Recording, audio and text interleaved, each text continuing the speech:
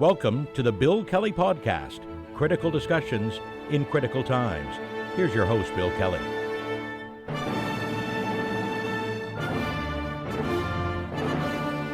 And welcome to another edition of the Bill Kelly Podcast, critical discussions in these very critical times. I'm your host, Bill Kelly. Good to have you with us today. It's becoming more and more obvious to me, and I think to many, many Canadians, that Pierre Poilievre's biggest enemy is Pierre Poilievre. I know we talked about this during the election campaign, and I think it really kind of came home to roost when we saw the election results, of course. And now Poilievre's running in a by-election, which he's probably going to win. But some of the things that he has said and done, I think pretty much run contrary to what a lot of people, even conservatives and people in the Conservative Party, were hoping to see, which was a maybe not necessarily a chastised, but a more mature, level-headed Pierre Poilievre coming out of this whole situation. I don't see that happening. There's no evidence to that. Case in point is the recent Calgary Stampede, where all the political leaders, the Prime Minister was there, and Poilievre, and of course they all wear the Stetsons and they make their speeches, et cetera, et cetera. And Poilievre, during his comments at a couple of different speeches he made during the thing, basically went all the way back to the same talking points that he used previous to the federal election, during the federal election, seemingly unaware and oblivious to the fact that Canadians have already said, we don't care. Canadians have already said, no, you're not our guy. Canadians have already said, nay off the character assassination and let's talk about policy and practicality. It's the same old Poilievre. He's not more humble. He hasn't seemed to have learned any lessons from losing not only the general election, but even losing his own seat. That's why he's running in the by-election. As a matter of fact, a couple of very respected political pundits and columnists, Brian Lilly and John Iverson, both of whom I've had on my radio show many, many times, great guys and very insightful, have both written pieces about their perspective and their observations about Poilievre during the Calgary Stampede, because let's face it, everybody was out there, right? And basically said that Poilievre's reception from the Calgarians and those who were attending the Stampede was kind of cool at best. Even the Conservatives themselves, I think, are having second thoughts about this. I know there's going to be a leadership review, and I don't know what's going to happen with that. And there's the by-election in which he's probably going to win. I think everybody kind of concedes that that's going to happen. But I think a lot of Conservatives that after the election were looking at Jenny Byrne and others and saying, boy, these guys really screwed up. A lot of them are now turning their attention and say, yeah, that was a problem, but he's a problem too. Now, I'm not suggesting that this is going to be the end of Pierre Poilievre politically and that they're going to dump him like the NDP did to Tom Mulcair after he lost the 2015 election that everybody thought he was going to win. But I think there's a little more concern now within the Conservative caucus and Conservative Party itself about Poilievre, basically because the guy just doesn't change. He's, as I mentioned at the beginning, seemingly his own worst enemy when it comes to these sorts of things. And he made the same sort of comments in the last little while, too. He's, again, going on to the rhetoric about Carney and about this and that and not qualified. And maybe the most recent one had to do with Mark Carney's blind trust that he set up. We all know that Mark Carney is a pretty wealthy guy. He didn't inherit it. He worked hard for this. Yes, he went to, all the Oxford and Harvard and got his degrees, but he's earned his money. He became really smart and very capable financially, which is why he became the governor of the Bank of Canada and later was recruited to be the governor of the Bank of England. He's worked on boards, a number of them, Brookfield and so many other places like this, and also worked in many capacities under the G7 too. He's a wealthy guy, and God bless him, he's earned it, and he's got that kind of money. So what happens when you become the Prime Minister? Well, you don't want him looking after his own portfolio, so he set up a blind trust. And we are told that he had complied with the ethics commissioners. As a matter of fact, met with them on different occasions, and not only met, but exceeded many of the rules and regulations set up for blind trust. So he figured, okay, fine, that's going to happen. He's not going to manage his portfolio. Somebody else is going to do that, and he's just simply going to be Prime Minister and run the country. Well, Poilievre's got to stick his nose in there all of a sudden and say, yeah, but what if? What if Poilievre is really concerned about his own portfolio instead of what's best for the country? Or what if he's going to make decisions as Prime Minister that are going to benefit him? And again, it's all in the hypothetical because there is no practical reason or any shred of evidence that was going to happen. But that's what Poilievre loves to do. He loves to raise the speculation, yeah, but what if? Look, Mark Carney, whether you love him or not, and a lot of Canadians seem to really like the guy based on the polling we've seen, and I can understand why. He's not Donald Trump, okay? I mean, Donald Trump turned the friggin' White House into a Tesla dealership a couple of months ago to try to appease his buddy Elon Musk. He basically sells Trump memorabilia at gatherings. He still has political rallies, and of course, and he's selling his own stuff, basically selling the Trump brand and making money from it. That's a conflict of interest. What Carney is simply doing is saying, look, here's my money. Somebody else is going to manage it for me, and I'm going to simply run the country. And to suggest that, well, he's going to make a decision based on whether or not he's going to gain more wealth from it, I think is not only speculation, but I think it's insulting to the character of an individual like a Mark Carney and so many others in this country that would consider themselves that as prime minister to simply use that vehicle to try to improve their own wealth. I mean, it's a ludicrous example, and Poilievre is raising it simply because he's trying to cast doubt and cast shade on Carney. And maybe there's a certain element of his base that are going to eat that up.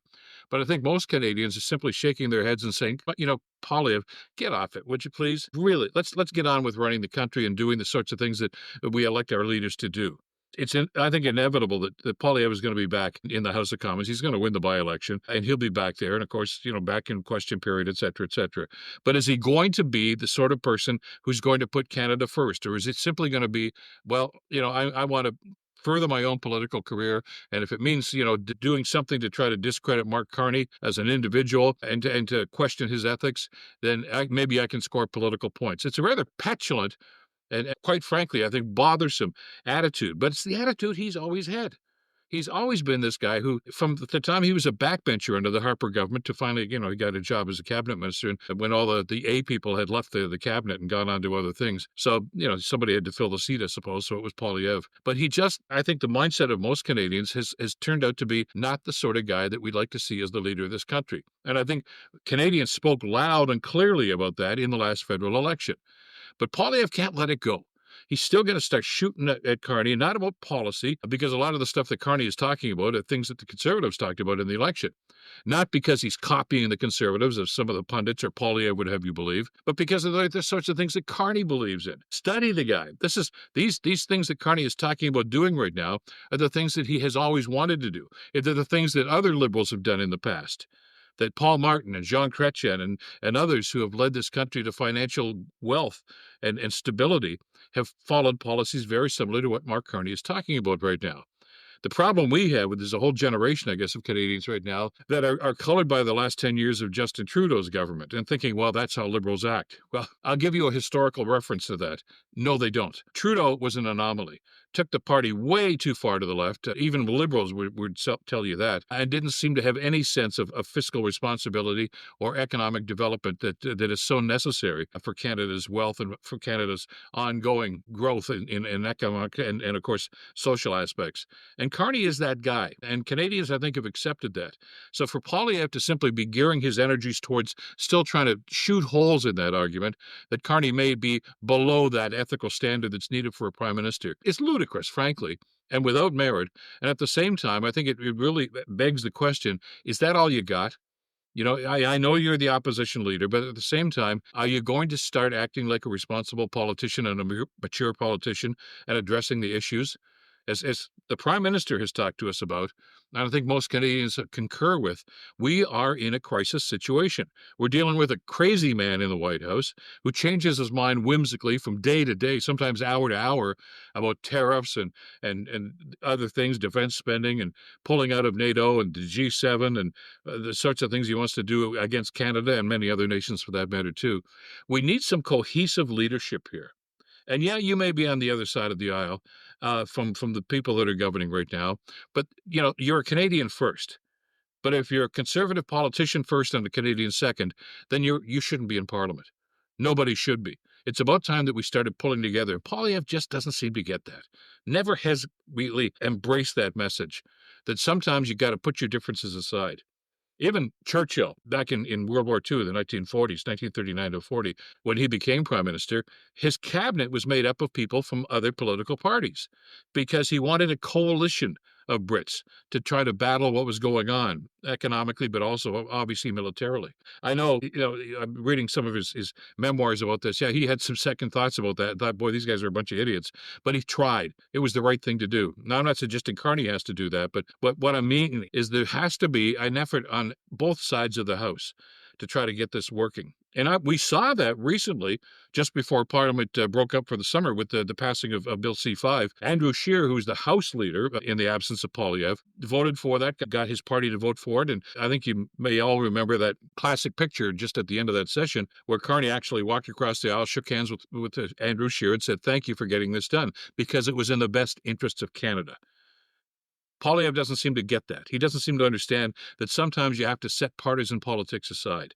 He's all about partisan politics. And by the way, it's not lost on me, and I think on a lot of other Canadians too, that it's pretty rich for a guy like Poilievre to be questioning ethics of a guy like Mark Carney, who's shown absolutely no indication that his ethics should be questioned. I mean, Poilievre, this is the same guy that will not go through a security check, notwithstanding the fact that just about everybody else who sat on those committees who is aspiring to leadership has done the very same thing, which begs the question, what's he got to hide? And what's he got to hide about his own finances?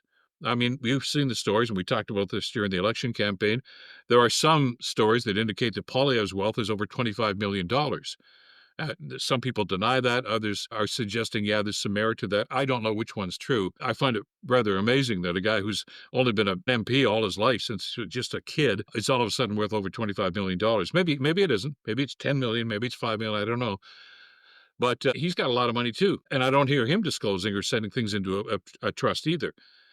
Politicians run a very, very dangerous road here. I mean, because you're going to be criticized left, right, and center, no matter what you do, no matter who you are. And that's part of the game, and I think most of them understand that. But if we're going to nickel and dime people that seek public office and attain public office, and the best is simply going to say, you know what, I don't need that crap. And we don't want that. We need people like Mark Carney, who have those qualifications, and others who have come before, that are willing to step aside from a rather successful enterprise in private enterprise and private business to say, I'm going to give my abilities and my talents to try to improve Canada. And we have a long list on both sides of the political ledger that have done that. Poilievre still wants to play small ball. He wants to play minor, petulant politics. And I hope and pray that Canadians are over that, and that they'll simply look at a guy like Poilievre and say, look, get in the game. All right. We haven't got time for your little petulance and the little small petulant talk that you want to talk about with Carney or whoever is going to be on the other side of the aisle these days. We're better than that. And we deserve better than that from our elected leaders. And if Poilievre doesn't get it, well, I think that speaks volumes about his political future in this country, because I think most Canadians do get it. That's it for this edition of the podcast. Thanks so much for being with us. You can pick us up, by the way, if you're just joining us. Great to have you. We're on all the platforms where you get your podcasts, and we look forward to your not only your participation, but also your feedback on this. I always look forward to your comments and some suggestions as to what we might do on future podcasts. Keep those coming. They're great, and we really do appreciate that. Thanks, as always, to Madeline Kelly for the great work putting this one together. Until next time, I'm Bill Kelly. Stay in touch and stay informed. Bill Kelly Podcast brought to you by Wizen's Law, personal injury lawyers. Listen, you didn't choose to get injured, but you can choose the right lawyer.